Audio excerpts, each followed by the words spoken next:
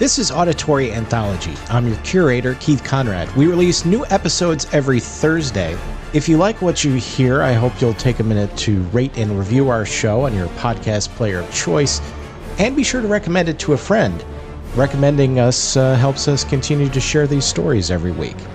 If you have a story you'd like to contribute to the series, you can visit submissions.soundconceptmedia.com or just follow the link in the show notes. This week's story is The Undersea Tube by L. Taylor Hansen.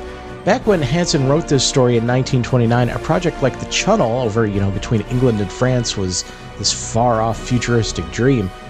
Of course, he envisioned things going just a little differently when we started digging under the sea.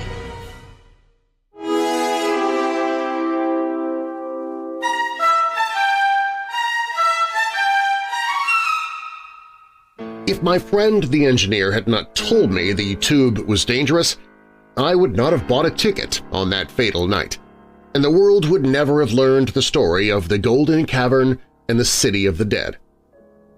Having therefore, according to universal custom, first made my report as the sole survivor of the much-discussed Undersea Tube disaster to the International Committee for the Investigation of Disasters, I am now ready to outline that story for the world. Naturally, I am aware of the many wild tales and rumors that have been circulated ever since the accident, but I must ask my readers to bear with me while I attempt to briefly sketch not only the tremendous difficulties to be overcome by the engineers, but also the wind propulsion theory which was made use of in this undertaking, because it's only by understanding something of these two phases of the tube's engineering problems that one can understand the accident and its subsequent revelations. It will be recalled by those who have not allowed their view of modern history to become too hazy that the close of the 20th century saw a dream of the engineering world at last realized, the completion of the long-heralded undersea railroad. It will also be recalled that the engineers in charge of this stupendous undertaking were greatly encouraged by the signal success of the first tube under the English Channel, joining England and France by rail. However, it was from the second tube across the Channel and the tube connecting Montreal to New York, as well as the one connecting New York and Chicago, that they obtained some of their then radical ideas concerning the use of wind power for propulsion. Therefore, before the Undersea Tube had been completed, the engineers in charge had decided to make use of the new method in the world's longest tunnel, and upon that decision work was immediately commenced upon the blueprints for the great air pumps that were to rise at the two ends, Liverpool and New York. However, I will touch upon the theory of wind propulsion later and after the manner in which it was explained to me. It will be recalled that after great ceremonies, the tube was begun simultaneously at the two terminating cities and proceeded through solid rock, low enough below the ocean floor to overcome the terrible pressure of the body of water over it, and yet close enough to the sea to overcome the intensity of subterranean heat. Needless to say, it was an extremely hazardous undertaking, despite the very careful surveys that had been made, for the little parties of workmen could never tell when they would strike a crack or an unexpected crevice that would let down upon them with a terrible rush the waters of the Atlantic. But hazard is adventure, and as the two little groups of laborers dug toward each other, the eyes of the press followed them with more persistent interest than it has ever followed the daily toil of any man or group of men either before or since. Once the world was startled by the extree, announcing that the English group had broken into an extinct volcano whose upper end had apparently been sealed ages before, for it contained not water but air. Curiously close and choking perhaps, but at least it was not the watery deluge of death. And then came the great discovery. No one who lived through that time will forget the thrill that quickened the pulse of mankind when the American group digging through a seam of old lava under what scientists call the Ancient Ridge broke into a sealed cavern which gleamed in the probing flashlights of the workers like the scintillating points of 1,000 diamonds. But when they found the jeweled casket, through whose glass top they peered curiously down upon the white body of a beautiful woman, partly draped in the ripples of her heavy red hair, the world gasped and wondered. As every schoolchild knows, the casket was opened by curious scientists who flocked into the tube from the length of the world, but at the first exposure to the air, the strange liquid that had protected the body vanished, leaving in the casket not the white figure, but only a crumbling mass of gray dust. But the questions that the finding of the cave had raised remained unanswered. Who was this woman? How did she get into the sealed cavern? If she had been the court favorite of that mythical kingdom, now sunk beneath the waves, and had been disposed of in court intrigue, why would her murderers have buried her in such a casket? How had she been killed? An unknown poison? Perhaps she had been a favorite slave of the monarch. This view gained many converts among the archaeologists who argued that from all the evidence we have available, the race carrying the Iberian or Proto-Egyptian culture, long thought to have been the true refugees from sinking Atlantis, were a slight dark-haired race. Therefore, this woman must have been a captive. Geologists analyzing the lava announced that it had hardened in air and not in water, while anthropologists classed the skull of the woman as essentially more modern than either the Neanderthal or Cro-Magnon types. But the engineers, secretly fuming at the delay, finally managed to fill up the cave and press on with their drills. Then, following the arguments that still flourished in the press, came a tiny little news article and the first message to carry concern to the hearts of the engineers. The sea had begun to trickle in through one slight crack. Perhaps it was only because the crevice was located on the English side of the now famous ancient ridge that the article brought forth any notice at all. But for the engineers, it meant the first warning of possibly ultimate disaster. They could not seal the crack, and pumps were brought into play. However, as a month wore on, the crack did not appear to widen to any material extent, and the danger cry of a few pessimists was forgotten. Finally, it will be remembered that sounders listening in the rocks heard the drillers of the other party, and then with wild enthusiasm the work was pushed on to completion. The long tube had been dug. Now it only remained for the sides at the junction to be enlarged and encased with cast iron, while the work of setting up the great machines designed to drive the pellet trains through was also pushed on to its ultimate end. Man had essayed the greatest feat of engineering ever undertaken in the history of the planet, and had won. A period of wild celebration greeted the first human beings to cross each direction below the sea. Did the volume of water increase that was carried daily out of the tube and dumped from the two stations? If it did, the incident was ignored by the press. Instead, the fact that some cranks persisted in calling man's latest toy unsafe only attracted more travel. The Undersea Tube functioned on regular schedule for 3 years, became the usual method of ocean transit. This was the state of matters when on the 4th of March last, our textile company ordered me to France to straighten out some orders with the France house, the situation being such that they preferred to send a man. Why they did not use radio vision I do not care to state, as this is my company's business. Therefore, upon entering my apartment, I was in the midst of packing when the television phone called me. The jovial features of Dutch Higgins, my one-time college roommate and now one of the much-maligned engineers of the Undersea Tube, smiled back at me from the disk. "Where are you? I thought we had sort of a dinner engagement at my apartment, Bob." "By gollies, I forgot, Dutch. I'll be right over before it gets cold." Then immediately I turned the knob to the municipal aerial car yards and ordered my motor as I grabbed my hat and hurried to the roof. In due time, of course, I sprang the big surprise of the evening, adding, "And of course, I'm going by the tube. I feel sort of half-partnership in it because you were one of the designers."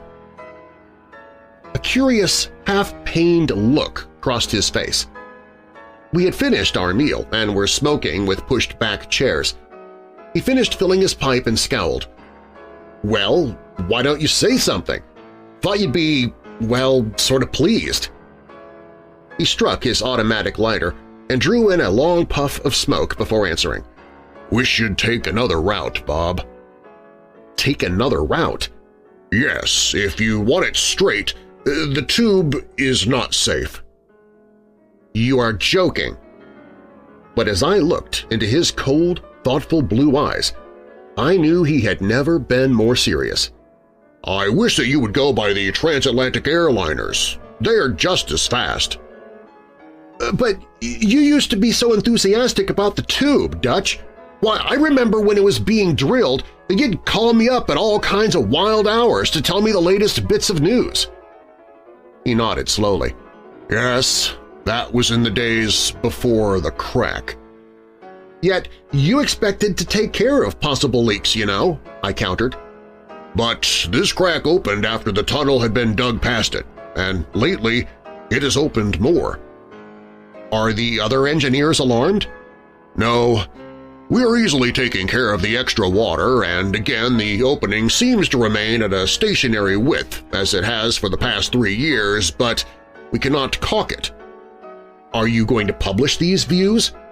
No, I made out a minority report. I can do no more. Dutch, you're becoming overcautious.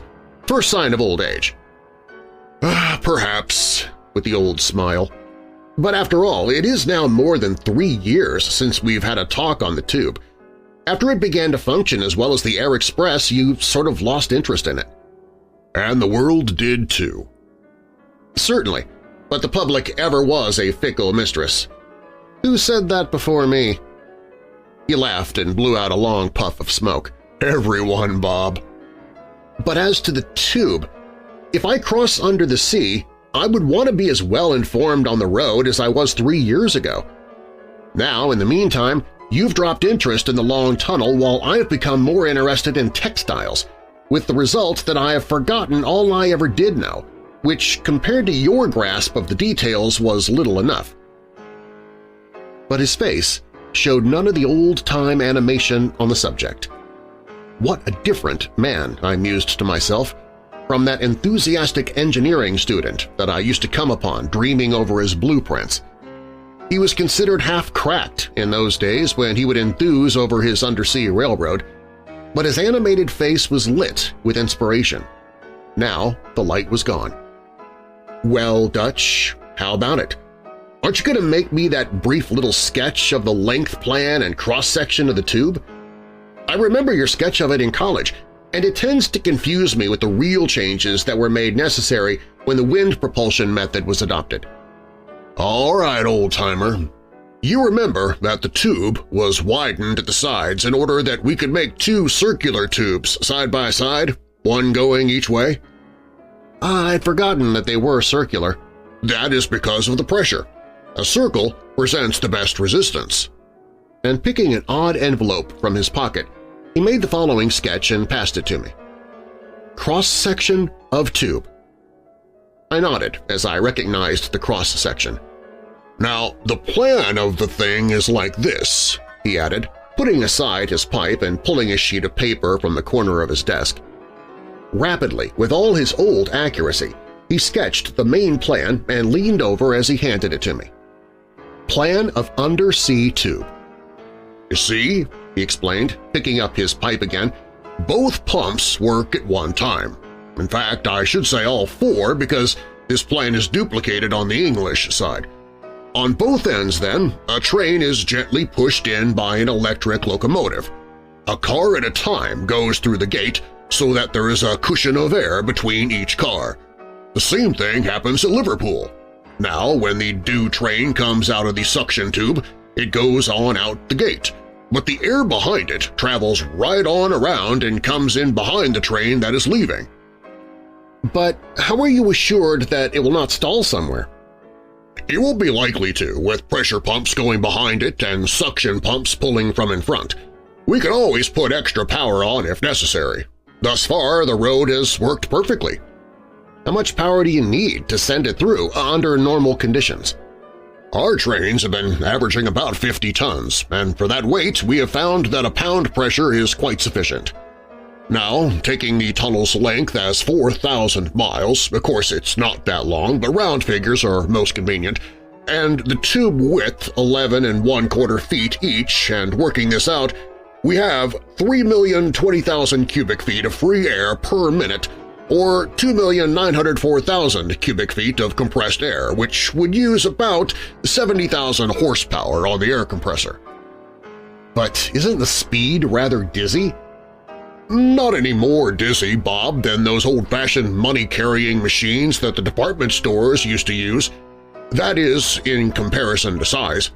The average speed is about 360 feet a second. Of course, the train is allowed to slow down toward the end of its run, even before it hits the braking machinery beyond the gate. But how much pressure did you say would be put on the back of the diaphragm? I remember that each car had a flat disc on the back that fits fairly tightly to the tube. The pressure on the back is less than 7 tons.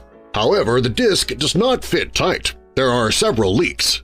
For instance, the cars are, as you know, run on the principle of the monorail, with a guiding rail on each side. The grooves for the rails with their 3 rollers are in each car. There's a slight leakage of air here. You used the turbo type of blower, didn't you? Had to, because of the noise. We put some silencing devices on that, and yet we could not kill all of the racket. However, a new invention has come up that we will make use of soon now. But I can't understand, Dutch, why you seemed so put out when I announced my intention of going to Europe via the tube. Why, I can remember the day when that would have tickled you to death. You followed the digging of the tube, didn't you? Yes, of course. You remember the volcano and lava seams? Yes. Well, I do not believe that the crack was a pressure crevice. If it had been, we were far enough below the ocean floor to have partly relieved the situation by the unusually solid building of the tube. The tremendous shell of this new type of specially hardened metal, and the rich concrete that was used as filling. That was one job no one slipped up on. I remember how you watched it. Yet the crack has widened, Bob, since the tube was completed. How can you be certain? By the amount of water coming through the drain pipes. But you said that, once more, it was stationary. Yes, and that is the very thing that proves, I believe, the nature of the crack. I don't follow you. Why, it isn't a crack at all, Bob. It is an earthquake fault. Good heavens, you don't mean… Yes, I do. I mean that the next time the land slips our little tube, we'll be twisted up like a piece of string or crushed like an eggshell. That always was a rocky bit of land. I thought in going that far north, though, that we'd missed the main line of activity. I mean the disturbances that had once wiped out a whole nation, if your scientists are correct. Then you mean that it's only a matter of time? Yes, and I have been informed by one expert that the old volcanic activity is not dead either. So that is what has stolen away your laugh? Well, I am one of the engineers, and they won't suspend the service. Fate has played an ugly trick on you, Dutch, and through your own dreams, too. However, you have made me decide to go by the tube. He took his pipe out of his mouth and stared at me. Sooner or later, the tube will be through, and I have never been across. Nothing risked, a dull life. Mine has been altogether too dull. I'm now most certainly going by the tube. A bit of the old fire lit up in his eyes.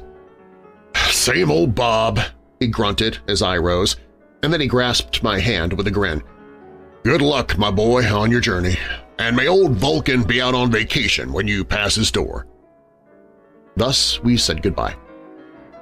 I did not know then that I would never see him again, that he also took the train that night in order to make one last plea to the International Committee, and so laid down his life with the passengers for whom he had pleaded. It was with many conflicting thoughts, however, that I hurried to the great terminus that fatal night, where, after being ticketed, photographed, and tabulated by an efficient army of clerks, I found myself in due time being ushered to my car of the train. For the benefit of those who have never ridden upon the famous Flyer, I could describe the cars no better than to say that coming upon them by night, as I did, they looked like a gigantic shiny worm of strange shape, through whose tiny portholes of heavy glass in the sides glowed its luminous vitals. I was pompously shown to the front car, which very much resembled a tremendous cartridge, as did all the other segments of this great glowworm. Having dismissed the porter with a tip and the suspicion that my having the front car was the work of my friend, who was willing to give me my money's worth of thrill, and that the porter was aware of this, I stowed away my bags and started to get ready for bed. I had no sooner taken off my coat than the door was opened and an old fellow with a mass of silver hair peered in at me. "I beg your pardon, sir, but I understand you have engaged this car alone." "Yes." "I can get no other accommodations tonight.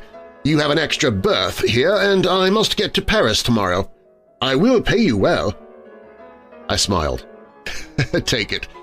It was beginning to feel lonesome anyway. He bowed gravely and ordered the porter to bring in his things. I decided he was a musician. Only artists go in for such lovely hair. But he undressed in dignified silence, not casting so much as another glance in my direction, while on my part I also forgot his presence when, looking through the porthole, I realized that the train had begun to move. Soon the drone of the propelling engines began to make itself heard. Then the train began to dip down, and the steel sides of the entrance became too high for me to see over. My friend of the silver hair had already turned off the light, and now I knew by the darkness that we had entered the tube. For some time I lay awake thinking of Dutch and the ultimate failure of his life's dream, as he had outlined it to me, and then I sank into a deep, dreamless sleep. I was awakened by a terrible shock that hurled me up against the side of the compartment. A dull, red glow poured through the porthole, lighting up the interior with a weird, bloody reflection. I crept painfully up to the porthole and looked out. The strangest sight that man has ever looked upon met my eyes. The side of the wall had blown out into a gigantic cavern, and with it the rest of the cars had rolled down the bluff, a tangled, twisted mass of steel. My car had almost passed by, and now it's still stuck in the tube, even though the last porthole through which I peered seemed to be suspended in air. But it was not the wrecked cars from which rose such wails of despair and agony that held my attention, but the cavern itself, for it was not really a cave, but a vast underground city whose wide marble streets stretched away to an inferno of flame and lava. By the terrible light was lit up a great white palace with its gold-tipped scrolls, and closer to me, the Golden Temple of the Sun, with its tiers of lustrous yellow stairs, stairs worn by the feet of many generations. Above the stairs towered the great statue of a man on horseback. He was dressed in a sort of tunic, and in his uplifted arm he carried a scroll as if for the people to read. His face was turned toward me, and I marveled even in that wild moment that the unknown sculptor could have caught such an expression of appeal. I can see the high intellectual brow as if it were before me at this moment, the level, sympathetic eyes and the firm chin. Then something moving caught my eyes, and I swear I saw a child, a living child coming from the burning city, running madly, breathlessly from a wave of glowing lava that threatened to engulf him at any moment. In spite of all the ridicule that had been showered upon me, I still declared that the child did not come from the wreckage and that he wore a tunic similar to the one of the statue and not the torn bit of a nightgown or a sheet. He was some distance from me, but I could plainly see his expression of wild distraction as he began to climb those gleaming stairs. Strangely lustrous in the weird light was that worn stairway of gold. Gold, the ancient metal of the sun. With the slowness of one about to faint, he dragged himself up while his breath seemed to be torn from his throat in agonizing gasps. Behind him, the glowing liquid splashed against the steps and the yellow metal of the sun began to drip into its fiery cauldron. The child reached to the leg of the horse and clung there. Then suddenly the whole scene began to shake as if I had been looking at a mirage, while just behind my car I had a flashing glimpse in that lurid light of an emerald-green deluge bursting in like a dark sky of solid water, and in that split second before a crushing blow upon my back, Even through that tangle of bedclothes knocked me into unconsciousness, I seemed to hear again the hopeless note in the voice of my friend, as he said, "An earthquake fault." After what seemed to me eons of strange buzzing noises and peculiar lights, I at last made out the objects around me as those of a hospital. Men with serious faces were watching me. I have since been told that I babbled incoherently about saving the little fellow and other equally incomprehensible murmurings. From them, I learned that the train the other way was washed out, a tangled mass of wreckage just like my car. Both terminus stations wrecked utterly, and no one found alive except myself. The skill and untiring patience of the great English surgeon, Dr. Thompson, managed to nurse back the feeble spark of my life through all those weeks that I hung on the borderland, for if he had not, the world never would have known. As it is, I wonder over the events of that night, as if it had not been an experience at all, but a wild, weird dream. Even the gentleman with the mass of silver hair is a mystery, for he was never identified, and yet in my mind's recesses I can still hear his cultured voice asking about the extra berth and mentioning his pressing mission to Paris. And somehow he gives the last touch of strangeness to the events of that fatal night. And in my mind, he becomes a part of it no less than the child on the stairs, the burning inferno that lit the background, and the great statue of that unknown hero who held out his scroll for a moment in that lurid light, like a symbol from the sunken city of the dead.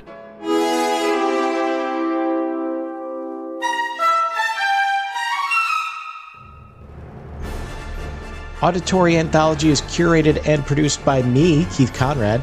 Your narrator is Darren Marlar. Be sure to check out Darren's award-winning paranormal podcast, Weird Darkness, available at WeirdDarkness.com and your podcast app of choice. This week's story was The Undersea Tube by L. Taylor Hansen. It was published in Amazing Stories in November of 1929. Coming up next week, The Merchants of Venus by A.H. Phelps. When you're trying to recruit settlers for a colony on another planet, it's a good idea to take some lessons from history, but the lessons you have to learn might not actually be what you think they are.